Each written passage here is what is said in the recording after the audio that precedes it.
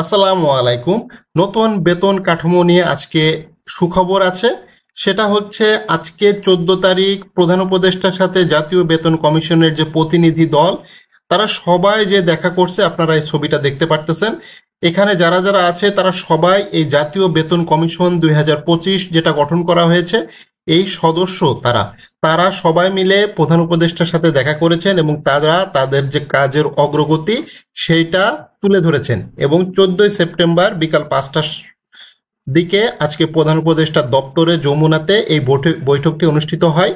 সেখানে বৈঠক শেষে সাংবাদিকদের জানানো হয় নতুন বেতন কাঠামো নিয়ে সুখবর আসতেছে। সেটা কি সুখবর আসতেছে এবং আগামী 6 মাসের আগেই সবচাইতে বড় যে সুখবর সেটা হচ্ছে এটা 6 মাস নির্ধারণ করে দিয়েছিল সরকার। সরকার বলে দিয়েছিল যে 6 মাসের ভেতরে আপনাকে প্রতিবেদন দিতে হবে।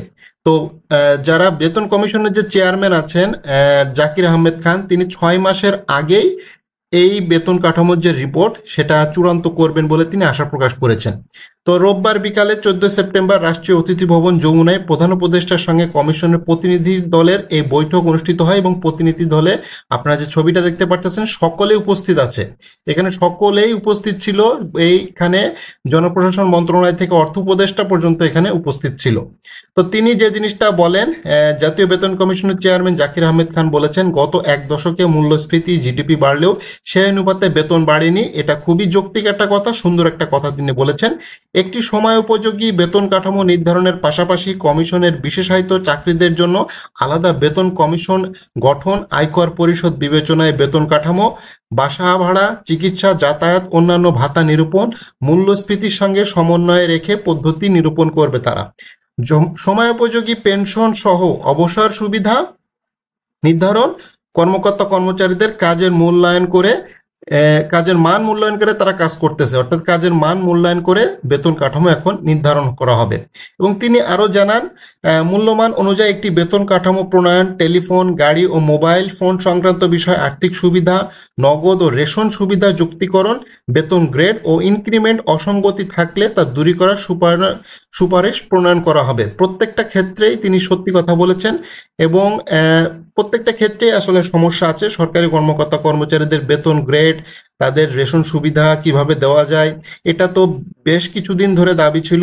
এবং বাসা ভাড়া, চিকিৎসা ভাতা, যাতায়াত ভাতা মূল্যস্ফীতির সাথে সামঞ্জস্য রেখে কিভাবে এটা সুন্দর এবং পরিচ্ছন্ন বেতন কাঠামো নির্ধারণ করা যায় সেই বিষয়ে মূলত তিনি আলোচনা করেছেন প্রধান উপদেষ্টার সাথে। এবং এই যে কমিটির সদস্য আছে তারা নিয়মিত বৈঠকে বসতেছেন, তাদের যে কাজের অগ্রগতি সেটাই মূলত প্রধান উপদেষ্টাকে অবহিত করেছেন। এবং তিনি এটাও বলেছেন যে আগামী 6 মাসের আগে, অর্থাৎ 6 মাসের মধ্যে, তো তার আগেই যাতে একটা বেতন কমিটির যে রিপোর্ট সেইটা যাতে দেওয়া যায়। তো এখানে তিনি আরো বলেছেন আমরা পুরো দমে কাজ শুরু করে দিয়েছি। বেতন কাঠামো নির্ধারণে 6 মাস দেওয়ার কথা হলেও এর আগে আমরা চূড়ান্ত প্রতিবেদন জমা দিতে পারবো বলে আশা করতেছি। অর্থাৎ 6 মাসের আগেই যে চলে আসতেছে এটা অনেকটা কনফার্ম। এটা অনেকটাই কনফার্ম হয়ে গেছে, যেহেতু ফেব্রুয়ারি 2026 সালে জাতীয় নির্বাচন অনুষ্ঠান হওয়ার সম্ভাবনা আছে। তো সেটার আগে এই রিপোর্টটা যদি চলে আসে, সরকার কিছুটা যাচাই বাছাই করে, এক সপ্তাহ যাচাই বাছাই করে একটা কিন্তু পে স্কেল ঘোষণা করে দিতে পারে নির্বাচনের আগে। এটা তো অবশ্যই সবার দাবি আছে। এই দাবিটা যদি সরকার মেনে নেয় তাহলে খুবই ভালো হবে। বিভিন্ন কর্মচারী সংগঠন তারা তাদের দাবি তো অলরেডি দিয়েছে এবং কর্মচারী সংগঠনের নেতারা অলরেডি জাকির আহমেদ খানের সাথে দেখা করেছেন। তারা তাদের দাবি পেশ করেছেন। গ্রেডটা পরিবর্তন করার অপশন তারা দিয়েছে।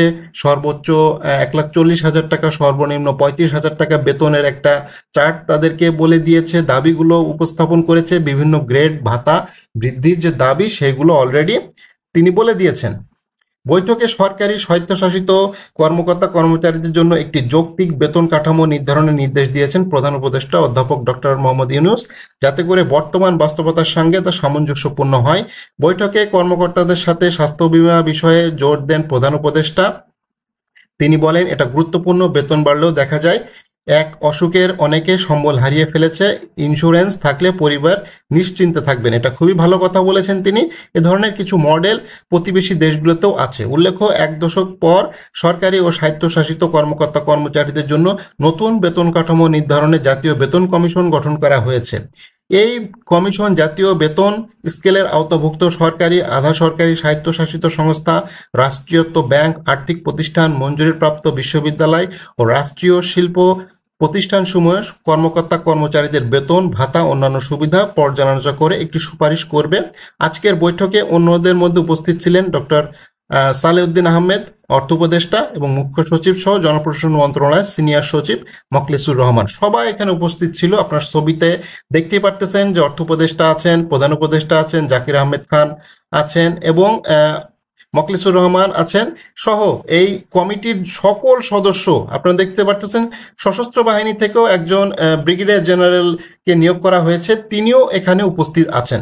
অর্থাৎ সকলেই এই বৈঠকে উপস্থিত ছিল এবং বৈঠকটি খুব সুন্দর একটি বৈঠক হয়েছে। প্রধান উপদেষ্টার সাথে তারা খোলামেলা আলোচনা করেছেন এবং প্রধান উপদেষ্টাকে প্রাথমিকভাবে যে তারা যে বৈঠকগুলো করেছেন তার যে প্রতিবেদন সেটা প্রধান উপদেষ্টার সাথে তারা শেয়ার করেছেন এবং প্রধান উপদেষ্টার বিভিন্ন মতামত তারা শুনেছেন কিভাবে আরো করা যায়। এবং প্রধান উপদেষ্টা অলরেডি আরেকটি সুন্দর ফিডব্যাক মতামত দিয়েছেন, সেটা হচ্ছে স্বাস্থ্য বিমার কথা তিনি উল্লেখ করেছেন। আপনারা দেখতে পাচ্ছেন যে স্বাস্থ্য বিমার কথা তিনি উল্লেখ করেছেন এবং যৌক্তিক বেতন কাঠামো যাতে প্রণয়ন করা হয় সেটার বিষয়ে জোর দিয়েছেন। তো এই স্বাস্থ্য বিমার বিষয়টাও হয়তো খুব শিগগিরই বেতন কাঠামোতে হয়তো চলে আসবে। জাতীয় বেতন কমিশন এটা নিয়েও আলাপ আলোচনা করবে এবং কিভাবে একটা স্বাস্থ্য সেবা বিমা এটা কিভাবে তৈরি করা যায় সে বিষয়ে পূর্ণাঙ্গ দিক নির্দেশনা থাকবে। তো আজকে যে বৈঠকটি অনুষ্ঠিত হবে এটা অনেক আগে থেকেই নির্ধারিত ছিল। ফেসবুক সহ বিভিন্ন সোশ্যাল মিডিয়াতে এটা সম্বন্ধে আলোচনা হয়েছে, বিভিন্ন জন বিভিন্ন কথা বলতেছে। তো সেটা পরিপ্রেক্ষিতে অলরেডি পোস্ট দেওয়া হয়েছে ফেসবুকে যে বিকেল 5টায় একটা বৈঠক অনুষ্ঠিত হবে। সেই বৈঠকের বিস্তারিত এই ভিডিওতে আমি আপনাদেরকে বিস্তারিত জানালাম। তো বেতন কমিটি যেটা করতেছে এখন আগামী 3 মাসের, আমরা তো সকলেই চাই যে 3 মাসের ভেতরে একটা যে কমিটি তার রিপোর্ট দিয়ে দিক এবং ডিসেম্বরের মধ্যেই জাতীয় বেতন কমিশন যাতে নবম পে স্কেল ঘোষণা করতে পারে বা সরকার যে বেতন কমিশন গঠন করতে পারে অর্থাৎ নবম পে স্কেল ঘোষণা করতে পারে, সেটার জন্য ডিসেম্বরের ভেতরেই সেই কাজ যাতে করতে পারে সেটার জন্য মূলত এই কাজটা চলতেছে।